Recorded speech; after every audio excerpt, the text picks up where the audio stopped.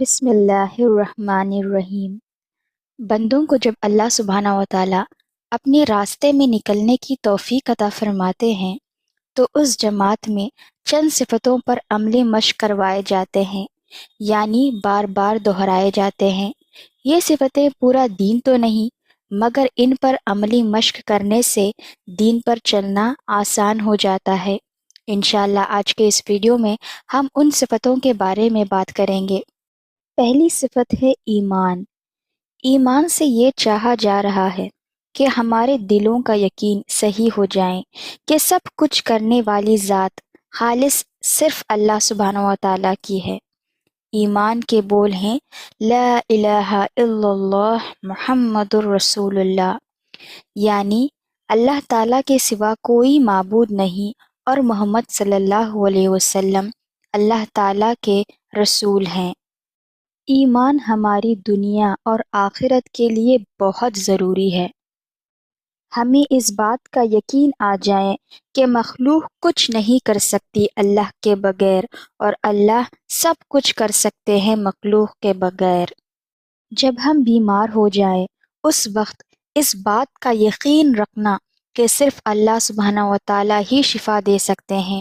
کوئی ڈاکٹر، کوئی دوائی، کوئی تعویذ ہمیں شفا نہیں دے سکتی سوائے اللہ تعالیٰ کے۔ اس کا مطلب یہ نہیں کہ ہم دوائی نہیں کھائیں گے، ہم اسباب اختیار کریں گے، لیکن دل میں ہمارا یقین صرف اللہ تعالیٰ پر ہوگا اور ہم صرف اس کے بتائے گئے طریقوں پر عمل کریں گے۔ اگر ہماری جاب چلی گئی، کوئی اور پریشانی آ گئی، تو بھی ہم صرف اللہ تعالیٰ سے دعا کریں گے، اس دعا میں کسی اور کا وسیلہ نہیں لگائیں گے۔ اس بات کا یقین رکھیں گے کہ دنیا کے سارے انسان اور جنات مل کر کسی ایک انسان کو نفع پہنچانا چاہیں اور اللہ تعالیٰ نہیں پہنچانا چاہیں تو وہ نہیں پہنچ سکتا، اور اگر تمام انسان اور جن مل کر کسی ایک انسان کو نقصان پہنچانا چاہے اور وہ اللہ تعالیٰ نہیں چاہے تو نہیں پہنچا سکتے۔ اس بات کا یقین ہمارے دلوں میں آ جائے۔ اور کلمے کا دوسرا جز محمد الرسول اللہ، جسے یہ چاہا جا رہا ہے کہ پیارے نبی محمد صلی اللہ علیہ وسلم کے طریقوں میں ہی ہماری دنیا اور آخرت کی 100% کامیابی ہے، اور ان سے ہٹ کر غیروں کے طریقوں میں ہماری ناکامیابی ہے۔ اس بات کا یقین ہمارے دلوں میں آ جائے۔ ہم کوئی ایسا کام نہیں کریں گے جو اللہ تعالیٰ کو ناگوار ہو۔ یہ دنیا آزمائش ہے اور ہم سب ضرور آزمائے جائیں گے، کبھی جان سے، کبھی مال سے، کبھی اولاد سے، اور کبھی کچھ اور چیز سے۔ اور ان سب آزمائشوں کے باوجود جو اللہ سبحانہ و تعالیٰ کے راستے کو نہیں چھوڑے گا، اپنے نبی کو نہیں چھوڑے گا، وہ انشاءاللہ ضرور کامیاب ہوگا۔ رسول اللہ صلی اللہ علیہ وسلم فرماتے ہیں کہ جو شخص دل کے اخلاص کے ساتھ لا الہ الا اللہ کہتا ہے تو یہ سیدھا عرش تک پہنچتا ہے، اور یہ کلمہ یوم قیامت اسے ضرور فائدہ دے گا اور وہ جنت میں داخل ہوگا اور اس کی مغفرت ضرور ہوگی۔ ہر نبی نے اپنی امت کو اس کلمے کا حکم دیا ہے۔ آپ صلی اللہ علیہ وسلم سے جب پوچھا گیا کہ ایمان کیا ہے تو آپ نے فرمایا، جب تم کو اپنے اچھے عمل سے خوشی ہو اور اپنے برے کام سے رنج اور غم ہو تو تم مومن ہو۔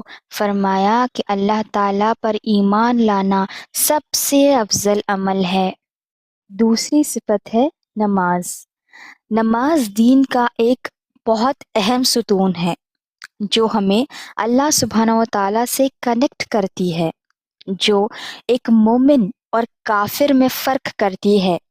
نماز سے یہ چاہا جا رہا ہے کہ جس طرح ہم اللہ تعالیٰ کے حکم کے مطابق اور نبی کے بتائے گئے طریقے کے مطابق نماز پڑھتے ہیں، اسی طرح ہم اپنی زندگی کو اللہ تعالیٰ کے حکم کے مطابق اور نبی کے طریقے کے مطابق جئیں۔ نماز ہمارے اس دنیا میں آنے کا مقصد ہمیں یاد دلاتی رہتی ہے کبھی بھی یہ مت سوچنا کہ اللہ تعالیٰ کو ہماری نمازوں کی ضرورت ہے، کیونکہ اگر ساری دنیا مل کر عبادت کرنے لگ جائے تو اللہ تعالیٰ کی حمد میں کوئی اضافہ نہیں کر سکتی، اور اگر ساری دنیا مل کر اللہ تعالیٰ کی نافرمانی کرنے لگے تو اللہ تعالیٰ کی حمد میں ذرا برابر بھی کمی نہیں ہوگی۔ ہم نماز اور عبادت صرف اپنے آپ کے لیے کرتے ہیں تاکہ ہم دنیا اور آخرت کی کامیابی حاصل کر لیں۔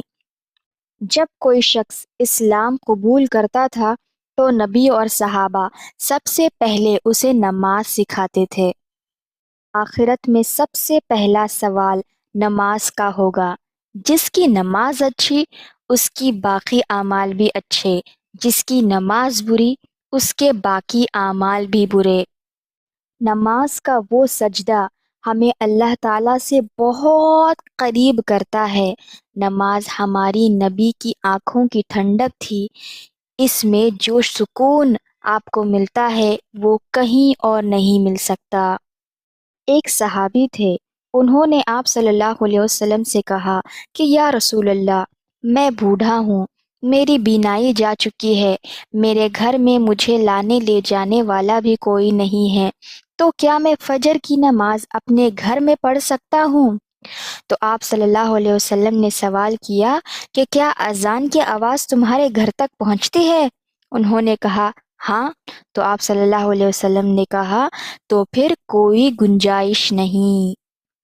دیکھیں، وہ بوڑھے تھے، اندھے تھے، لانے لے جانے والا بھی کوئی نہیں تھا۔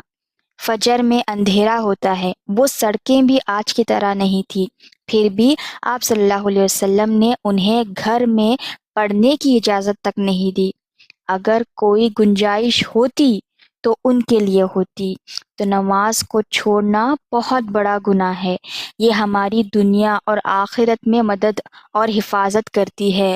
آپ نے فرمایا کہ نماز کھڑے رہ کر پڑھو، نہیں پڑھ سکتے بیٹھ کر پڑھو، نہیں پڑھ سکتے لیٹ کر پڑھو، لیکن فرض نماز کبھی نہ چھوڑنا۔ تیسری صفت ہے علم و ذکر۔ اس سے یہ چاہا جا رہا ہے کہ ہمارے دلوں میں تقویٰ آ جائے۔ تقویٰ مانے پرہیزگاری، گاڈ کانشیسنس، دل میں اللہ تعالیٰ کا ڈر اور اس کی محبت میں گناہوں سے بچنا، اس کا طریقہ آ جائے۔ ہمارے اندر تحقیق کا جذبہ آ جائے کہ اللہ تعالیٰ کا کیا حکم ہے، ہمارے نبی کا کیا طریقہ ہے۔ ہر مسلمان مرد اور عورت پر فرض ہے کہ وہ ایٹ لیسٹ اتنا علم حاصل کر لیں کہ انہیں حلال اور حرام کی تمیز ہو جائے، جائز اور ناجائز کی پہچان ہو جائے۔ اللہ تعالیٰ علم حاصل کرنے والوں سے بہت محبت کرتے ہیں۔ اللہ تعالیٰ اپنے جس بندے سے بھلائی کا ارادہ کرتے ہیں تو اسے دین کی صحیح سمجھ عطا فرماتے ہیں۔ ہمیں کوشش کرنی ہے کہ ہم ان باتوں کو، ان چیزوں کو جانیں جس سے اللہ تعالیٰ راضی ہوتے ہیں اور ان پر عمل کریں، اور ان باتوں، ان چیزوں کو جانیں جس سے اللہ تعالیٰ ناراض ہوتے ہیں اور ان سے بچیں۔ علم دو طریقے کے ہوتے ہیں، ایک فضائل والا علم اور دوسرا مسائل والا علم۔ فضائل والے علم کو کتابوں اور ان کے حلقوں میں بیٹھ کر حاصل کریں، مسائل والے علم کو اپنے مسلک کے مطابق علماؤں سے حاصل کریں۔ دین میں علم حاصل کرنے کی اتنی زیادہ اہمیت ہے کہ علم والوں کا ذکر قرآن میں کئی مرتبہ کیا گیا ہے، یہاں تک کہ قرآن کی سب سے پہلی آیت جو نازل کی گئی تھی وہ ہے اقرا، مطلب پڑھو، اپنے اس رب کے نام سے جس نے پیدا کیا۔ آپ صلی اللہ علیہ وسلم فرماتے ہیں کہ جو بندہ علم دین سیکھنے کے لیے اپنے گھر سے نکلتا ہے تو فرشتے اس کے پیروں کے نیچے اپنے پر بچھا دیتے ہیں، اور جنگل میں رہنے والے جانور، چرند پرند اور پانی میں رہنے والی مچھلیاں تک اس شخص کی مغفرت کی دعا کرتی ہے۔ ہم دنیا کی تعلیم اور علم حاصل کرنے کے لیے کتنی کوشش کرتے ہیں، کتنی محنت کرتے ہیں، کتنے پیسے خرچ کرتے ہیں، کتنا وقت لگاتے ہیں، لیکن اگر ہم اصل کامیابی حاصل کرنا چاہتے ہیں تو ہمیں چاہیے کہ ہم اپنے دین کو بھی جانیں اور دنیا اور آخرت کی کامیابی حاصل کر لیں۔ نے کیسے ایسے تعلیم ایسا ہنر حاصل کیا جس سے پیسے کمائے جائیں، کیسے ہم نے کھانا بنانا یا کوئی نئی ریسیپی بنانی سیکھی، کیسے ہم نے فون چلانا سیکھا، یہ سب بھی تو ہمیں نہیں آتا تھا نا۔ تو ہمیں نہیں آتا، وقت نہیں ہے، عمر ہو گئی ہے، ان سب کا بہانہ بنانا چھوڑ کر سچ میں دل سے کوشش کرنی چاہیے۔ ذکر کا مقصد یہ ہے کہ ہم اللہ تعالیٰ کا قرب حاصل کر لیں، ہمارے دلوں میں اللہ تعالیٰ کی محبت پیدا ہو جائے، ان کا ڈر پیدا ہو جائے۔ انسان سے جتنے بھی گناہ ہوتے ہیں اس کی غفلت کی وجہ سے ہوتے ہیں۔ اس غفلت کو دور کرنے کے لیے ذکر کے اوپر محنت کرائی جاتی ہے۔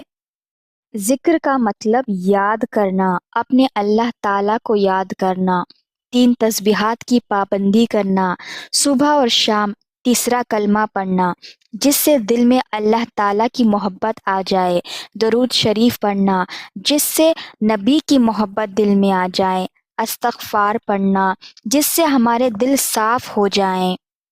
جیسے کپڑے، برتن اور بدن کو صاف کرنے کے لیے صابن کی ضرورت ہوتی ہے، لوہے کے زنگ کو صاف کرنے کے لیے آگ کی بھٹی کی ضرورت ہوتی ہے، ویسے ہی اپنے دل کے میل کو، اس کی گندگی کو، اس کے زنگ، غفلت، گرد و غبار کو صاف کرنے کے لیے اللہ تعالیٰ کی یاد، اس کا ذکر ضروری ہوتا ہے۔ چوتھی صفت ہے اکرام مسلم۔ ہم نے اللہ تعالیٰ کو اپنا خدا مان لیا، رسول اللہ کو اپنا پیغمبر مان لیا، اب کیا کرنا ہے؟ مسلمانوں کا اکرام کرنا ہے، ان کے جو حق ہیں اس کو ادا کرنے ہیں۔ ماں باپ، بھائی بہن، رشتہ دار، بیوی، شوہر، بچے، حتیٰ کہ جانوروں کا بھی حق ادا کرنا ہے۔ ہر ایک کا حق جاننا ہے اور اسے ادا کرنا ہے۔ ہمیں چھوٹوں پر شفقت کرنی ہے کیونکہ ان کے گناہ ہم سے کم ہیں، بڑوں کی عزت کرنی ہے کیونکہ ان کی نیکیاں ہمارے سے زیادہ ہیں، علماء دین کا احترام کرنا ہے، ان کی قدر کرنی ہے کیونکہ وہ علم نبوت کو پہنچانے کا ذریعہ ہیں۔ اس سے یہ چاہا جا رہا ہے کہ ہم خصوصاً ہمارے اندر، عموماً پوری امت کے اندر جوڑ پیدا ہو جائے۔ آج کل ہم نیک عمل تو کر لیتے ہیں لیکن دوسروں کے حقوق کو پامال کر کر اپنی ساری نیکیوں کو ضائع کر دیتے ہیں۔ آپ صلی اللہ علیہ وسلم نے فرمایا کہ میری امت کا مفلس وہ شخص ہے جو قیامت کے دن نماز، روزہ اور زکوٰۃ لے کر آیا ہوگا لیکن اس نے دنیا میں کسی کو گالی دی ہوگی، کسی پر تہمت لگائی ہوگی، کسی کا مال کھایا ہوگا، کسی کا ناحق خون بہایا ہوگا اور کسی کو مارا ہوگا، پھر اس کی نیکیاں ان لوگوں کو دی جائے گی جن کے ساتھ اس نے زیادتی کی تھی۔ اگر اس کی نیکیاں ختم ہو جائیں اور لوگوں کے حق باقی رہ جائیں تو ان لوگوں کے گناہ اس نیکی کرنے والے کے نام عمل میں ڈال دیے جائیں گے اور پھر اسے جہنم میں پھینک دیا جائے گا۔ اس حدیث سے پتہ چلتا ہے کہ صرف عبادت کافی نہیں، اگر ہم نے لوگوں کا دل دکھایا یا ان کا حق مارا تو ہماری ساری محنت قیامت کے دن دوسروں کو مل جائے گی۔ دوسروں کو تو حق دینا ہی ہے، اس میں 2 باتیں آتی ہیں، ایک اخلاق اور دوسرا معاملات۔ ان دونوں کی درستگی سے آپس میں جوڑ پیدا ہوگا اور غیروں کے ایمان میں داخل ہونے کی راہیں کھلیں گی۔ صحابہ کے دور میں صحابہ کے اخلاق کو دیکھ کر دوسرے لوگ اسلام کی طرف آتے تھے، اسی لیے ہمیں بھی چاہیے کہ ہم اپنے اخلاق کو اتنے اچھے بنائیں کہ لوگ ہمارے اخلاق کو دیکھ کر اسلام کی طرف آئیں۔ ابن عباس رضی اللہ تعالیٰ عنہ روایت کرتے ہیں کہ رسول اللہ صلی اللہ علیہ وسلم نے کعبے کو دیکھ کر تعجب سے ارشاد فرمایا، لا الہ الا اللہ، اے کعبہ تو کس قدر پاکیزہ ہے، تیری خوشبو کس قدر عمدہ ہے اور تو کتنا زیادہ قابل احترام ہے، لیکن مومن کی عزت و احترام تجھ سے زیادہ ہے، اللہ تعالیٰ نے تجھ کو قابل احترام بنایا ہے، اور اسی طرح مومن کے مال، خون اور عزت کو بھی قابل احترام بنایا ہے، اور اس سے احترام کی وجہ سے اس بات کو بھی حرام قرار دیا ہے کہ ہم مومن کے بارے میں ذرا بھی بدگمانی کریں۔ ایک شخص تھے جو مسلمان تھے لیکن اپنے دین کو پریکٹس نہیں کرتے تھے، تو نماز روزہ کچھ نہیں۔ پھر انہوں نے ایک عورت سے شادی کی، وہ دوسرے مذہب کی تھی پر وہ بھی اپنے مذہب کو پریکٹس نہیں کرتی تھی۔ پھر ان کے بچے ہوئے، کچھ عرصہ بعد اللہ سبحانہ و تعالیٰ نے اس آدمی کو ہدایت دی اور وہ اپنے دین کو پریکٹس کرنے لگے، اسلام پر چلنے لگے۔ پھر اسے اپنی بیوی بچوں کی فکر ہونے لگی کیونکہ وہ تو کسی کو نہیں مانتے تھے۔ پھر وہ آدمی اپنے امام کے پاس گئے اور انہیں اپنا مسئلہ بیان کیا۔ امام نے کہا کہ آپ کچھ مت کیجیے، بس اپنی عبادت کیجیے اور جو اپنے بیوی بچے اور باقی لوگوں کے آپ پر حقوق ہیں ان کو جانیے اور ان کو ادا کیجیے۔ اس آدمی نے امام کی بات سنی اور اس پر عمل کیا۔ پھر کچھ عرصہ بعد وہ شخص اپنے گھر میں نماز پڑھ رہے تھے اور جیسے ہی انہوں نے سلام پھیرا، دیکھتے ہیں کہ ان کی بیوی ان کے پیچھے نماز پڑھ رہی تھی۔ وہ بہت خوش ہوئے اور حیران بھی۔ جب انہوں نے پوچھا کہ اچانک ایسا کیا ہوا، تو ان کی بیوی نے جواب دیا کہ میں دیکھتی ہوں کہ جب سے آپ اپنا دین فالو کرنے لگے ہیں تب سے آپ ایک بہترین آدمی بن چکے ہیں۔ آپ جس طرح ہمارا خیال رکھتے ہیں، جس طرح بچوں کا خیال رکھتے ہیں، جس طرح آپ کا سلوک ہے ہمارے رشتہ داروں، پڑوسیوں اور ماں باپ کے ساتھ، جس طریقے سے آپ ان کا اکرام کرتے ہیں، احترام کرتے ہیں، مجھے نہیں لگتا کہ ایسا کوئی دین اس سے بہتر ہو سکتا ہے۔ اسی لیے میں آپ کے دین کو فالو کرنا چاہتی ہوں۔ اسی طرح سے ایک اور شخص تھے جو ایئرپلین میں سفر کر رہے تھے۔ ان کے سائیڈ میں ایک آدمی بیٹھا تھا، وہ غیر مذہب کا تھا، تو وہ انہیں دیکھ کر چڑ گیا اور اپنا منہ جو ہے کھڑکی کی طرف کر لیا، کیونکہ یہ صاحب نے سنتی لباس پہنے تھے اور داڑھی رکھی ہوئی تھی۔ پھر ٹیک آف کے بعد جب ایئر ہوسٹس کچھ بھی کھانے پینے کی چیز آفر کرتی تو وہ صاحب پہلے اس آدمی کو دیتے۔ تو وہ شخص بڑا حیران ہوا، اس نے پوچھا کہ میں آپ کی طرف دیکھ بھی نہیں رہا، آپ میں کوئی دلچسپی نہیں لے رہا ہوں، پھر بھی آپ مجھے اتنی عزت، اتنا احترام کیوں دے رہے ہو؟ تو اس صاحب نے کہا کہ ہمارے نبی ہمیں کہتے ہیں کہ جب آپ سفر میں رہو تو اپنے ساتھی کا اکرام کرو، اسے عزت دو۔ تو وہ آدمی بہت حیران ہوا اور اس نے سوچا کہ میں نے ہمیشہ اسلام کے بارے میں بہت غلط غلط سنا ہوں جو میڈیا بتاتا ہے۔ پھر اس آدمی نے پوچھا کہ اور کیا بتاتے ہیں آپ کے نبی؟ تو اس صاحب نے اور حدیثیں اور اسلام کے مین پیغام کو بتانے لگے، اور پھر لینڈنگ سے پہلے لا الہ الا اللہ اس آدمی نے اسلام کو قبول کر لیا۔ ہمارے اخلاق بہت ضروری ہوتے ہیں دنیا اور آخرت کی کامیابی کے لیے، اسی لیے ہمیں ہر ایک کے حق کو جاننا ہے اور انہیں ادا کرنے والے بننا ہے، اور اپنے حقوق کے بارے میں ہمیں سخاوت سے کام لینا ہے، یعنی معاف کرنے والے بننا ہے۔ ہمیں حقوق اسی لیے جاننے ہیں تاکہ ہم دینے والے بن جائیں، اسی لیے نہیں کہ ہم مانگنے والے بن جائیں۔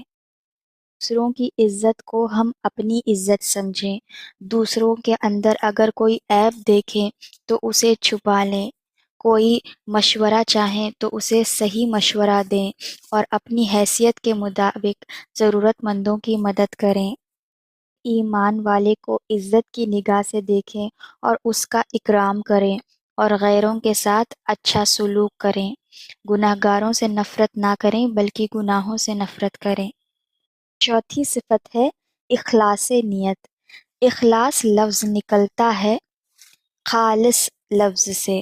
خالص یعنی پیور، جس میں کوئی ملاوٹ نہیں ہو، جیسے خالص شہد، خالص دودھ جس میں پانی نہیں ملا ہو۔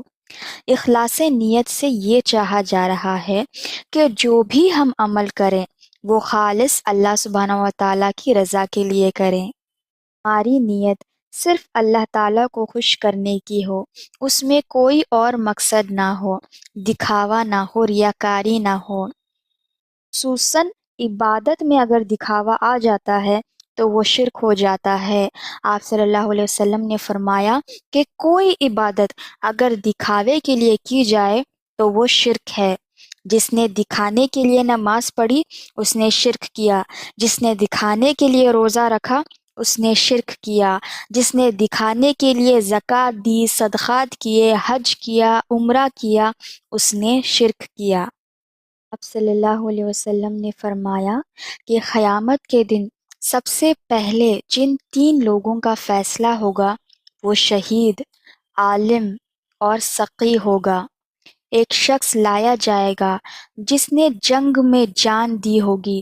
اللہ تعالیٰ اسے پوچھیں گے کہ تم نے کیا کیا؟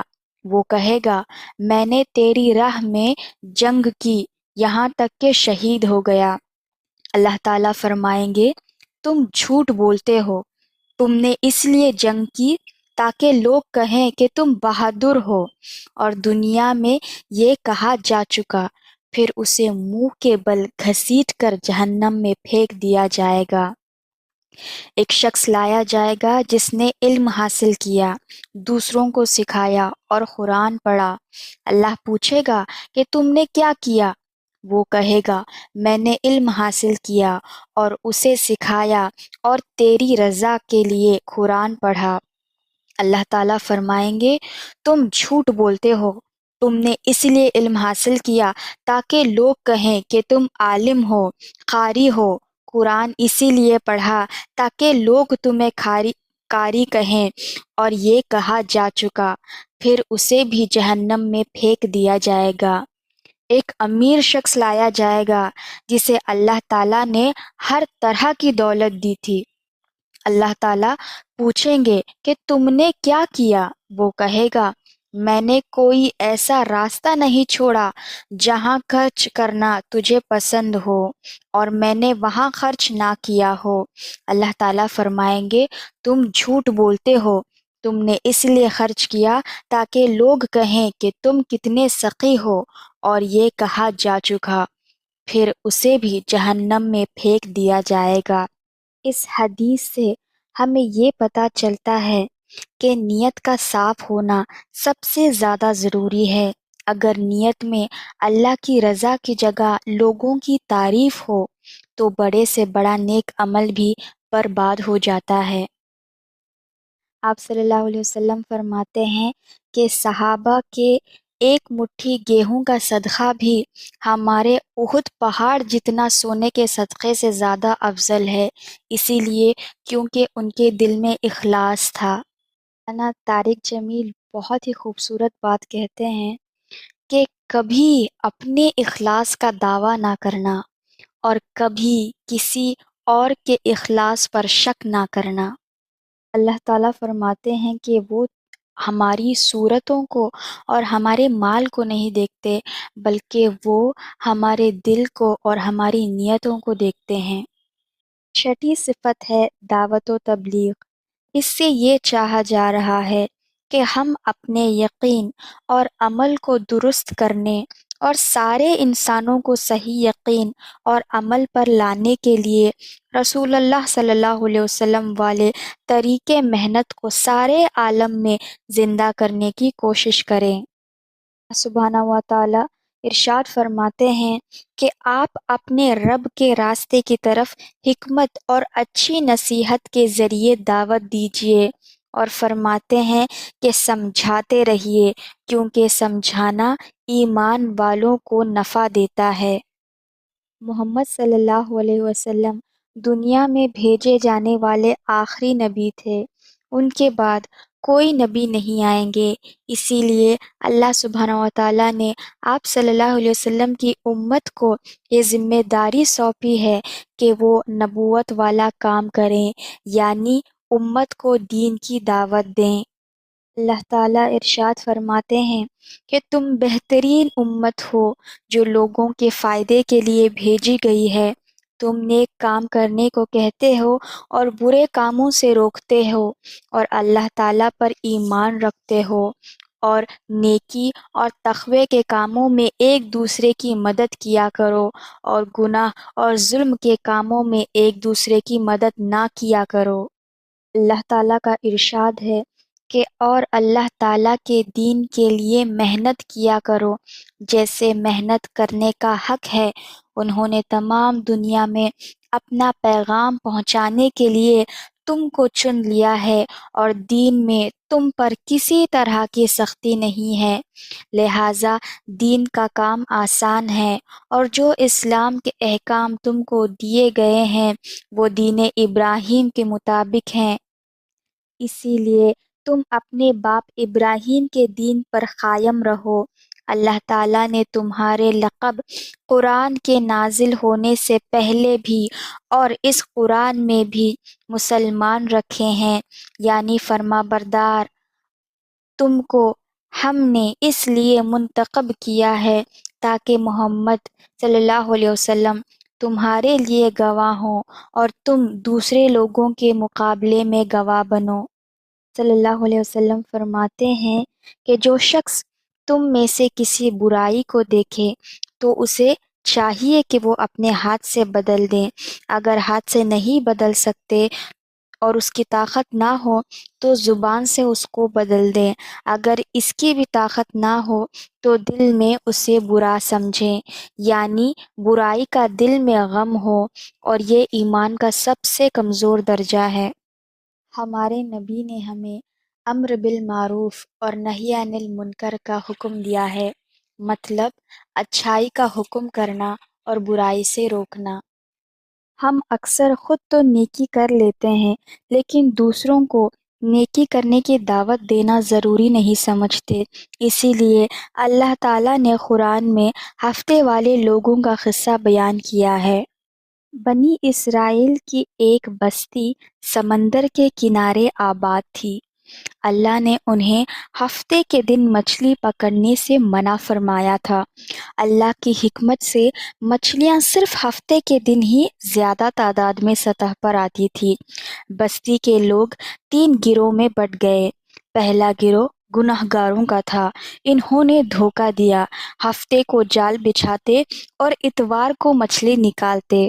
دوسرا گروہ نصیحت کرنے والے تھے، یہ وہ لوگ تھے جو نیک تھے، جو گنہگاروں کو برائی سے روکتے تھے اور انہیں اللہ تعالیٰ کے عذاب سے ڈراتے تھے۔ تیسرا گروہ خاموش رہنے والے تھے، یہ لوگ خود گناہ نہیں کرتے تھے پر گنہگاروں کو روکتے بھی نہیں تھے، بلکہ نیک لوگوں سے کہتے، تم انہیں کیوں نصیحت کرتے ہو جنہیں اللہ تعالیٰ تباہ کرنے والا ہے۔ نیک لوگ کہتے کہ ہم نصیحت اسی لیے کرتے ہیں تاکہ اللہ کے سامنے کہہ سکیں کہ ہم نے انہیں روکا تھا اور شاید یہ لوگ ڈر جاتے۔ جب گنہگار نہیں مانے تو اللہ کا عذاب آیا، نصیحت کرنے والوں کو تو اللہ نے بچا لیا اور گنہگاروں کو اللہ نے بندر بنا دیا اور وہ تباہ ہو گئے۔ خاموش رہنے والے بھی عذاب کی جڑ میں آئے کیونکہ انہوں نے برائی کو دیکھا پر روکا نہیں۔ اس واقعے سے اللہ تعالیٰ ہمیں سکھاتے ہیں کہ برائی کو روکنا صرف ایک فرض نہیں بلکہ عذاب سے بچنے کا راستہ ہے۔ صرف خود کا نیک ہونا کافی نہیں، دوسروں کو برائی سے روکنا بھی ضروری ہے۔ جماعت میں اور تعلیم میں ہمیں ان 6 صفتوں ایمان، نماز، علم اور ذکر، اکرام مسلم، اخلاص نیت اور دعوت و تبلیغ کی مشق کرائی جاتی ہے تاکہ ہمارا دین پر چلنا آسان ہو جائے۔ السلام علیکم ورحمۃ اللہ وبرکاتہ۔